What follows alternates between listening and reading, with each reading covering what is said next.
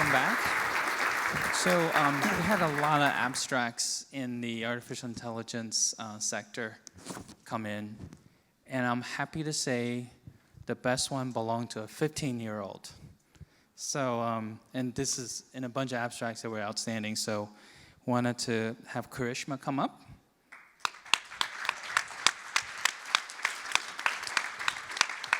So congratulations, Karishma, for the best abstract in AI section. And by the way, she's very, very humble and self-effacing, but this is someone who's already authored a book. So thank you very much.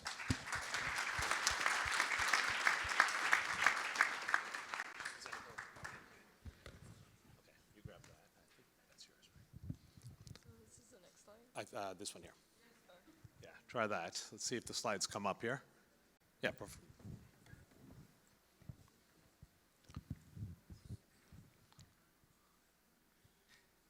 Oh, you had the slides there. Can you just bring them back? The big green one. There you go.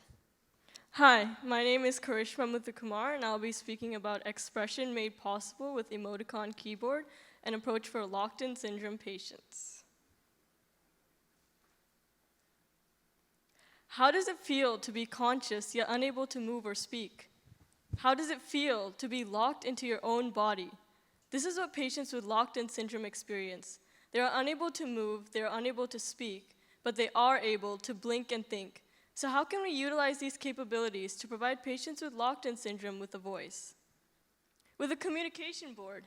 As of now, communication boards are being used for nonverbal conditions like autism. For example, this communication board would allow an autistic patient to express their desires related to food. If the autistic patient were to point to the popcorn icon, for example, the caregiver would understand that they desire popcorn. However, patients with locked-in syndrome cannot point, so this communication board would not be very useful. Eye tracking becomes useful, however. As of now, advertisers are using eye tracking mechanisms to send tailored ads. If an individual were to look at a specific point for a long period of time on a specific web page, the advertiser would sense your interest and would continue to send similar ads. Therefore, this type of technology would allow a patient with locked-in syndrome to navigate between screens without actually touching the keyboard. Data from EEG would also be very helpful. Here's an example from Emotive Systems that incorporates brain-computer interface. Now we can play the video.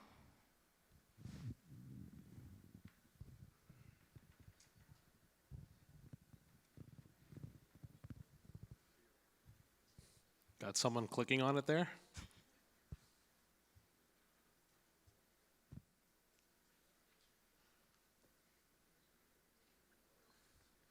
They're kind of all looking at each other.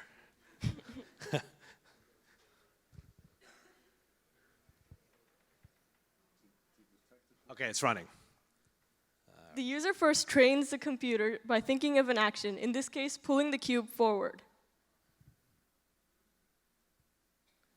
Now the cube becomes live, and the user thinks of the same action, pulling the cube forward. And the cube is pulled forward. So this could be utilized in the communication board as patients with locked-in syndrome can navigate the screens. They can move up, down, left, right, push objects that they don't want, or pull objects that they do want.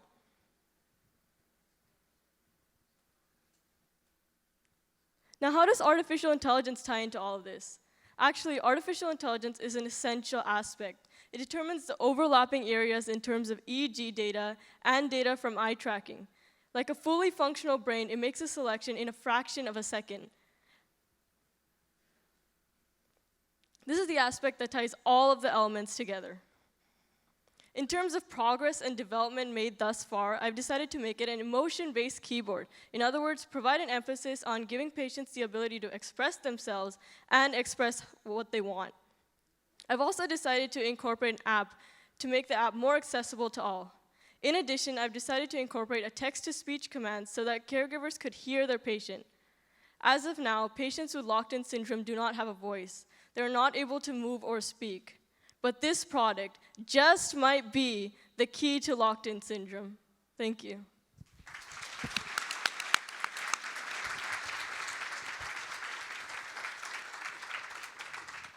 So obviously impressive here. I think, so we've been asked, the three of us, to come up with some questions and see what we think here. And I'm going to start with, I guess, Pete on the end, and then we'll go to May. Thank you very much. It's really impressive. I'm curious about the range of things that one can express using the techniques that you're describing.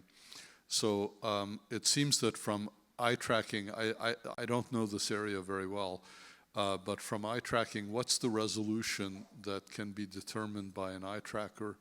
And then also from the brainwave interpretation, what's the resolution? In other words, how many different things can I say if I'm locked in based on my brainwaves and based on my gaze? Well, the eye tracking would help you make a selection because there would be a huge amount of icons on the screen. So with the eye tracking and the brainwaves, it would determine whether you wanted the popcorn icon or the hamburger icon. Did that answer your question? Well, but I'm trying to quantify the question. So with the, I've seen demos of the MindWave device where you can raise or lower something or pull or push something. But how many different actions can be discriminated by an EEG tracker? Well, it would try to determine like whether you were trying to push the object, pull the object, move the screen forward, down, left, right. So it's on the order of a half a dozen different things that you can do with it? Yeah. And then for eye tracking, what's the resolution of the eye tracker? In other words, how many images can you put on the screen and reliably discriminate which one I'm looking at? Probably one image, but then you can look anywhere within that image, and then you would also be able to move between the screens, and then you would use the eye tracking again. But is that 10 things or 100 things or 500 things? It's like a mouse. Okay. Yeah. Suppose you could train it for a lot of different things. So, I mean, it's interesting because it reminds me of sort of attempts like Basic English, where people said, well, how much of what we normally say in natural language can be said with a vocabulary of only 1,000 words? And that's roughly the vocabulary that you would be dealing with here. So I suppose the boards themselves only have like 40 icons or so, right? So you could probably get to more than just a few, I guess. Yeah. Well, let's bring May into this too. So May is probably the only one who hasn't been introduced so far this morning. He's an associate professor, Kavli Fellow at Georgia Tech. Yeah. So very impressive. So I have one question. What triggers you? What motivates you to work on this project? Do you have any personal story that's behind the impressive work? Not really a personal story, but I really enjoy emojis. And then one day one of my classmates was saying, I wish I could talk in emojis. This emoji would be perfect for this conversation. So that really inspired me to continue with this project. And have you ever tested your system setup with your friends, your peers, and then try to figure out what kind of data in terms of the downward analysis? Well, this is just an idea in progress, so I'm still developing like what aspects of the project should be there, but I haven't really tested anything out. I see. Great. All right, I'm going to ask questions that everyone else is probably thinking of right now. So how on earth did you come up with this? You're 15 years old, you're in 10th grade. You told me you go to Whitney High School, which admittedly is, I think, the 4th best high school in the country, right? Public high school, so you were a great place. But how did you get here and come up with this kind of idea or even get started? You're an author. I think your book is on Amazon. Yes. You've won awards for that book. I mean, so tell us how we can all get this to happen for our kids. And you have 6 minutes to do this. Well, actually, I attended an MI3 internship with Dr. Chang, and that was really helpful, and that got me really inspired with artificial intelligence, because when I started the internship, I didn't even know what artificial intelligence was and whether it even existed. The rest of us are still trying to figure it out too, so I don't think you're behind there. But how did you even know to apply for this? I mean, obviously your parents are probably pretty involved. I mean, how did you even get to this point to even know that he had an internship like this? Well, Dr. Chang really helped me out with artificial intelligence, and the internship as a whole really made this possible for me. Have you, I saw, so, you know, most kids are on Facebook and some are on Snapchat. You have a LinkedIn page, so I saw that actually. So that in itself is crazy. But and I saw you want to be a neuroscientist or neurophysiologist, at least as of last year, right? Is that your career goal? Is that where you're trying to get to? Yeah, I'm really interested in neuroscience, so maybe not a neurophysiologist, but neuroscientist for sure. And also, I like doing lab work, so maybe I want an MD, PhD. So those of us who have something to do with admissions at different universities, where do you think you're going to go? MIT, Are you recruiting? Stanford, Georgia How are Tech. we recruiting? I've been doing some statistics. 40% of the kids at this high school go to UC schools. Okay, so I already have a leg up on you, Pete. Well, I'm looking at various colleges like Stanford and UCLA, but I haven't really made a decision, and I think I'll choose based on the course, not just like whether it's a top brand school or not. Yeah. So what are you going to do next with the science then? What do you? You're going to actually start to. So it seems like it's in a design phase. We only gave you a few minutes to talk about it. You're going to keep going with the project and implement this, or what do you think you can do? Yeah, I'm actually working on implementing this, so I need to contact various companies that would help to integrate this project, like companies that focus on eye tracking, companies that focus on artificial intelligence, and also companies that focus on EEG data. That's great. That's great. Pete, May, what do you think? Well, I'm just wondering, I would think that people in like behavioral psychology or cognitive psychology would have a lot to contribute also to understanding the kinds of things that people want to communicate in this syndrome, and how best to support their ability to do that. So I think the examples you gave are good ones about sort of everyday needs, like a certain food or a certain care item or something like that. But presumably, if these people are conscious and thinking about things, there may be other things that they need as well. And so you may want to explore extending the range of things about which they can communicate through a system like this. You mean like more than just wanting this, wanting that? But emoticons have a lot of meaning, right? I mean, they're famous emoticons that people think have different meanings, right? The pile of poop looks like a chocolate chip to some kids, right? I mean, so there are a lot of these. Oh, you just figured out it's a pile of poop? Is that? I mean, so are emoticons rich enough actually to convey what patients need to convey? What do you think? I think that emoticons are actually the best way because what a picture says 1,000 words. So an emoticon, like a happy symbol or a popcorn icon, would be really helpful, rather than the words HAPPY or popcorn. Yeah, it's also probably multicultural, right? I mean, so the picture says a picture means 1,000 words in 1,000 languages, actually, right? So in some ways, do you think that might bridge some kind of gap in terms of translation? I mean, people have been trying to get translation to work, universal translators as well. I mean, how far do you think you can take this beyond even locked-in syndrome? Yeah, and in this way, the caregiver wouldn't have to speak the same language as the patient himself or herself. So that way, like if and this could also cross cultural boundaries and language boundaries too. That's great. Should we open up to May? You look like you have something to say? Yeah, I just have one suggestion. I think we're discussing about we can use 1,000 words to cover a lot of human expression.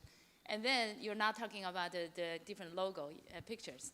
Maybe you can open up for crowdsourcing, get a lot of people like the kids, like you, who contribute to different type possible expression, like common to different population group. That can help for your project. It's just one thought while we're discussing this. Yeah, I think, if you can get this into a publication, obviously it would be obviously, as if you're not already enough of a role model to get you even more of that.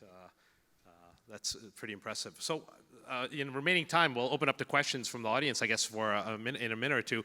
I just want to learn more about your school. I mean, we're all kind of power people in this audience. We're not losers here. Our kids are all pretty smart, but this is a level beyond here. So, I mean, your school quotes a 99.54 college-bound rate. I guess one kid maybe doesn't go to college. I don't know. What do you fit in 0.46%?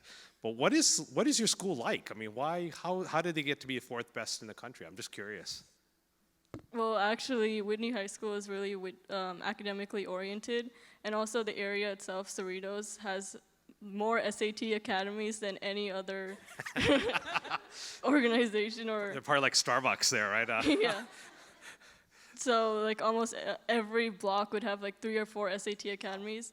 So I think it's just a mindset that everyone wants to succeed, and it's really a competitive atmosphere, I would say.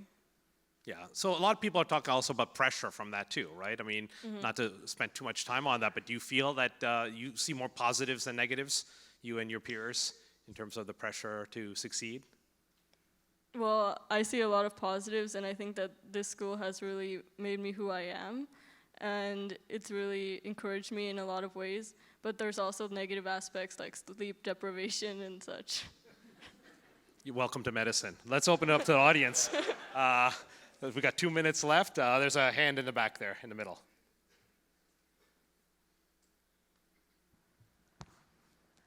Hi, my name is Ellery. I'm from Chalk Children's Emergency Department. I just thought that this is really great, and I just wanted to possibly even suggest the fact of using this for a high-risk population, such as like, with children with neurological issues, or even pain management, for not just locked-in syndrome, but for all types of, things. Yeah, that's a great point. I mean, there are a lot of pediatric disorders that could require that could really get to a better state with enhanced communication. I'm even curious, even younger kids who might not be able to express well. Do you think this has other applications in pediatrics besides locked in? Well, I think this would also be helpful for kids who haven't learned how to read or write yet, because by seeing a happy emoji, they would obviously understand that that's what that means. But even if they don't know what happy means or whether they've even learned to read or write, they would still be able to express their emotions. Yeah, and expressing emotions is important. Yesterday's news, there was a UCSD startup, that iPhone app. Have you heard about this? That looks at your face and tries to figure out your emotion. Apple purchased them yesterday, acquired this company yesterday. I can imagine we're heading towards a lot of emotion-based computing, I think, probably in the next decade. What do you think, May? Oh, definitely. That's why I'm saying, like, we want to, it's very hard to exactly define the emotion, but it's good to collect multiple possibility to go ahead scoring all different kind of emotion. Absolutely. And I'm sensing the emotion right now, given that we have 9 seconds left, that people are hungry. It's a powerful motivator, and I think it's time to move on from this panel. So congratulations. Thank you.